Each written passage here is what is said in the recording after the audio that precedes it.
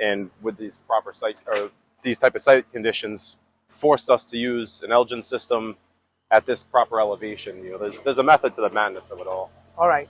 And also you have to go by the rules of the DEM, what kind of system you're going to put it on. Yep, Because there's conventional, there's a number of advanced systems. There's new ones every day, as a matter of fact. Donald was just down taking a class on another one the other day, as a matter of fact, that they haven't approved for regular use yet, but they will be supposedly in the future. So there's a number of systems. That's an Amber's system. Okay.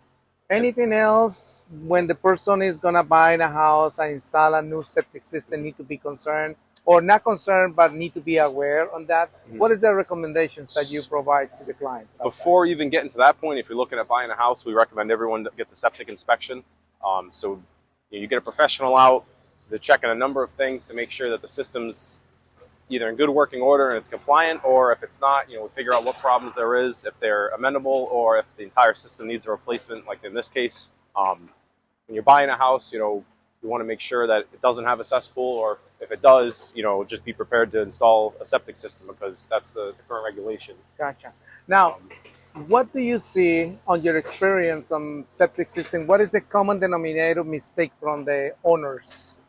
Not doing probably maintenance. They're not pumping it enough. This tank should be pumped every 2 years. Everybody kind of has their own idea of when it should be done, but as long as you're getting it pumped regularly, that's huge. Because that gets those solids out. Because if that solid layer on the bottom or that scum layer on the top comes down too much, and you start getting solids out into this drain field, this entire system is going to be ruined in a matter of time. So basically, as soon as the solids get out from that D-box or something, damage the leach field. Yes, basically. It'll damage it. It might work for years at that point still, but it's, because what happens is you get those solids out into the pipes, and where the water is going out in these perforated pipes and in these other systems, it'll plug up the holes and it'll plug up the whole system, and you won't get the drainage. Can you let me or give us an idea what is the leach field looks like? I can see there is some pipes over there. Can you? Yep. Can you show me how that goes over here? Yeah, so, when we're done, this will all just be a finished grass height. So when you're out here, the only thing you're going to see when we're done is you'll see a little bit of a mound and some elevation changes because of the conditions of the site. But the only exposed part of the system will be 2 caps here. They're going to be green because they're over here. All right.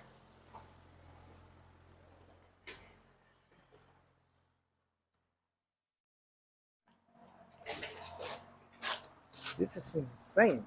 So you can see these are some of the components, that we get the pipes here. We get some solid pipes. Oh, wow. So we got a good little collection. You're not going to use this one, right? The baby thing? Yeah, no, I don't think so. This is that filter we were talking about earlier before the video. Oh, okay, gotcha. So this goes on that output side, and this will keep some solids from making their way out there. It's not 100%, but it helps a lot. Gotcha. So when they come to pump the tanks, they'll pull that out. They're going to rinse that out, make sure any solids that get in there were caught. Gotcha. Oh, that's the cover that you're talking about. Yep. So these covers, we're going to be putting these risers on this. The soil is going to come up. If the tank was the ground, this is going to sit right on top of the tank. Then we're going to fill it right up. And then all you're going to see are these covers on the top. All right. So every 2 years, the person has to come over here and suck it up, all the gunk. Yep. Basically. So they'll pump the whole system out. And what that does is it just keeps everything nice and clean and flowing. All right. So what I'm hearing from you is from this point, it's going to be the leach field is going to be like this? So, yep. So you won't be able to see. It's going to be flat. So it's going to be elevated. I believe right now at the current grade, I think we're going up about, I think the system will be up about 1 foot above current grade. And then there'll be about 1 foot of cover on top of that, I believe. We'd have to look at the plans to confirm that. Gotcha. But this will be an elevated area, but this will all be covered in grass, and we'll grade this out so it is higher, but it'll be a gradual return back to the existing grade, so it won't be horribly out of place. Gotcha.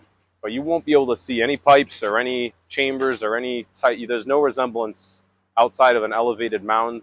Okay. About 1 foot or 2 out of the ground here. That's about the extent of what you'll be seeing. All right. Cool. So. And got a question for you. Sure. So. We learned today that every septic system is different than the other one, correct? Yep. Number 2 is the maintenance. It's very important. Very important. Right? And every depends on the weather, depends on many factors. The EM could be 3 months, 6 months, depends. So to you install. have to install and everything. Yep. Generally, they're pretty quick, especially on a residential system like this. You know, were these conditions to be a little bit more favorable, we probably would have been in and out of here in a couple of days.